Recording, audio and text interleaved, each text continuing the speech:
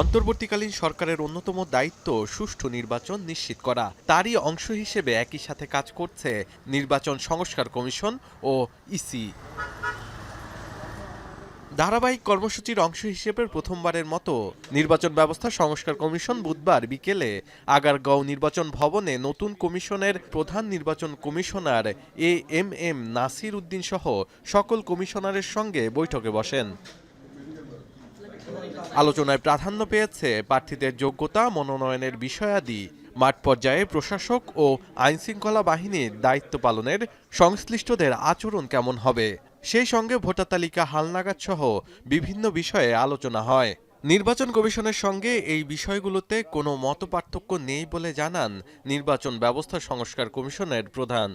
আদালতের কি ভূমিকা থাকবে এখানে, হলফনামা, তারপরে না ভোট, সীমানা পুনর্নির্ধারণ, পোস্টাল ব্যালট, প্রবাসী ব্যালট, তারপরে ওই যে ভোটার তালিকা ইত্যাদি, ওই যতটুকু নির্বাচনী অপরাধ, যতগুলো বিষয় নির্বাচন সংক্রান্ত, এনআইডি, তারপরে অনুপস্থিত ভোটার, এগুলো সবগুলো বিষয় আমাদের আলোচনা হয়েছে, মত বিনিময়।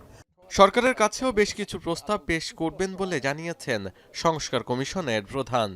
সুষ্ঠু নিরপেক্ষ নির্বাচনের খাতিরে তারা can add to the statutory rules, তার মানে আইন কানুন বিধিবিধানের সাথে সংযোজন করতে পারে। যেখানে অস্পষ্টতা আছে, যেখানে এই যে গ্যাপ আছে, সেগুলো তারা পূরণ করতে পারে, তাদের অগাধ ক্ষমতা আছে। তা আমরা আমাদের মতামত, আমাদের যা আন্ডারস্ট্যান্ডিং, সেগুলো ওনাদের সাথে শেয়ার করেছি এবং ওনারাও, আমার মনে হয় ওনারাও অনুধাবন করেন। নির্বাচন কমিশনার আবুল ফজল মোহাম্মদ সানাউল্লাহ বলেন, সুষ্ঠু নির্বাচনের জন্য যেসব ঘাটতি রয়েছে তা সমাধানে কাজ করা হচ্ছে। এক বা একাধিকবার আরও আমাদের সাথে বসার সুযোগ করে দিবেন, যাতে করে আমরাও উপকৃত হব এবং আমাদের পক্ষ থেকেও তখন যদি আরও কংক্রিটভাবে কিছু বলার থাকে, আমরা মিনওয়াইল কিছু জিনিস নিয়ে কাজ করব।